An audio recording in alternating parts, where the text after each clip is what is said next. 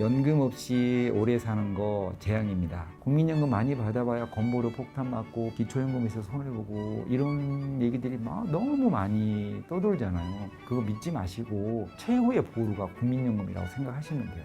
내가 마지막에 요양병원에 치매에 걸려 누워있을 때 내 자녀들이 우리 엄마 제발 돌아갔었으면 하는 그 마음이 조금이라도 줄어들려면 뚝뚝 떨어지는 공적연금으로 내 요양병원비, 간병비, 의료비가 해결이 돼야 되거든요. 저희 세대에서 많이 하는 얘기가 제가 나이가 들어서 은퇴할 시점에는 국민연금을 거의 받지 못할 것이다. 막 이런 얘기도 있어요.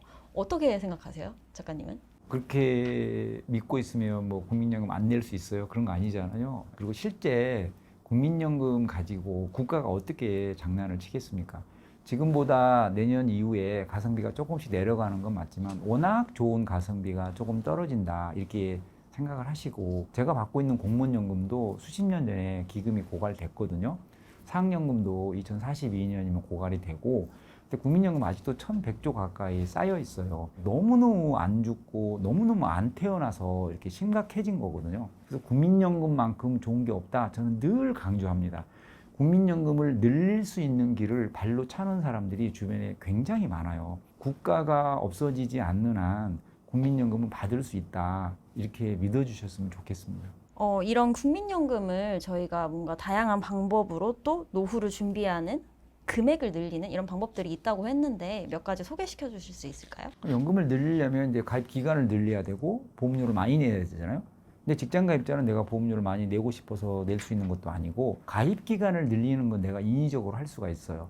그러니까 가입 기간을 늘린다는 얘기는 옛날에 안 냈던 빈 공간을 메꾸는 방법, 이게 추납이죠. 과거에 내가 퇴사할 때 일시금으로 받았는데 지금 이자 붙여서 반납하는 거, 이게 반납이 그죠. 그러니까 직장을 옮겨 다니다 보면 빈 공간들이 있을 수 있죠.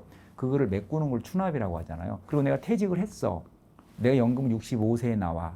그러면 임의 가입을 통해서도 가입 기간을 늘릴 수 있거든요. 가입 기간을 늘리는 거는 내 의지대로 할 수 있습니다. 우선 18세 되면 자녀들 국민연금 보험료를 내주라고 하는 이유는 18세 첫 해 임의 가입을 해놓고 25살에 취업을 하면 그때까지 안 낸 7년치를 취업해서 낼지, 중간에 낼지, 퇴직하고 낼지 말지도 내가 선택을 할 수 있거든요. 취업해서 추납을 하게 되면 그 당시 냈던 보험료 곱하기 7년치를 한꺼번에 낼 수 있는 거고, 이때 전액 소득공제를 받을 수 있습니다. 국민연금, 공무원연금 같은 공적연금은 납부하는 보험료도 중요하지만 가입기간이 내 연금에 미치는 영향이 큽니다. 그래서 가입기간을 늘릴 수 있는 반납, 추납, 임의가입, 임의계속가입을 저는 꼭 했으면 좋겠다. 내가 돈이 좀 부족하다 그러면 60세 퇴직하고 나서도 9만 원짜리라도 국민연금 받을 때까지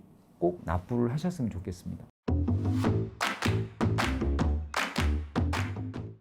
저는 사실 국민연금을 좀 늦게 가입이 된 것 같기도 하고 추납이라는 걸 해본 적이 없어요. 쉬는 기간 동안도. 추납이라는 거는 언제든지 제가 추가로 납부를 할 수 있는 건지, 또 한편으로는 금액은 그럼 어떻게 측정되지? 이런 고민들도 있는 것 같아요. 근데 피디님 진짜 수납을 할 생각이 있어요? 네.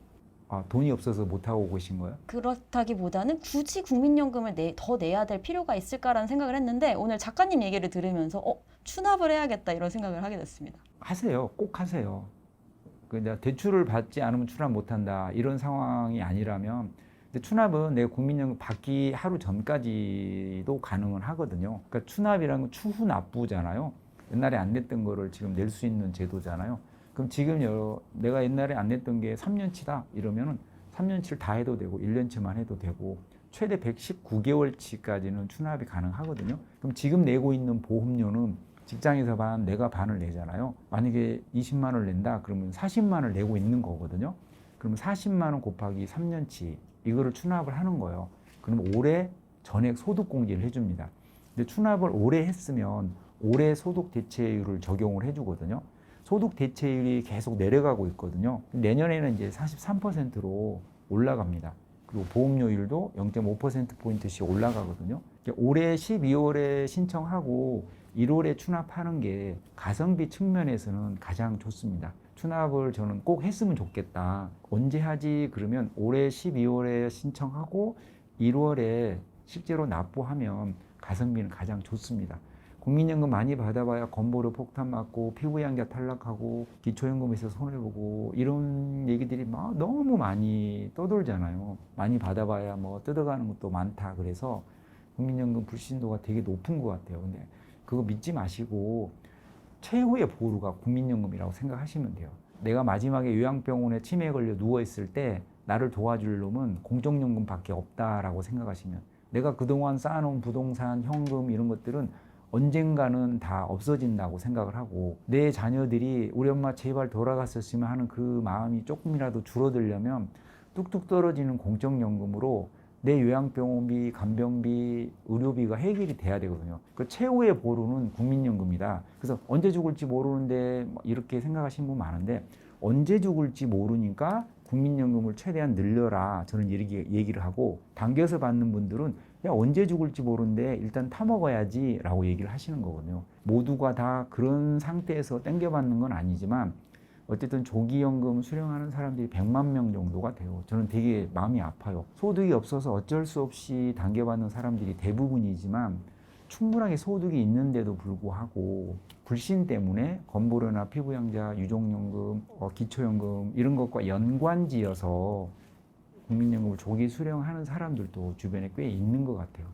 최후의 보루가 국민연금입니다. 연금저축, IRP, ISA, 또 국민연금 많이 받는 방법 이런 것들은 7월 22일 온라인 특강 때 여러분들 다시 찾아뵙고 상세하게 말씀드리겠습니다. 작가님, 그럼 마지막으로 이 영상을 시청하고 계시는 은퇴 준비를, 노후 준비를 하고 계시는 분들에게 한마디 말씀 주신다면요? 국민연금만큼 좋은 게 없습니다. 늘릴 수 있는 길을 발로 차지 마시고, 부동산이나 금융자산들은 세금과 건보료로부터 자유로운 절세 계좌로 꼭 시프트 시켜 놓으시고, 가급적 은행과 보험사를 좀 멀리 하시고 연금 계좌에서 지수형 ETF에 장기 투자하셨으면 좋겠고, 언제 죽을지 모른다는 얘기를 일찍 죽을 수도 있다의 방점을 찍지 말고, 야 재수 없으면 100살까지 살 수 있어 이런 생각으로 연금 수명을 조금 길게 가지려고 하는 생각을 가지셨으면 좋겠다. 연금 없이 오래 사는 거 재앙입니다.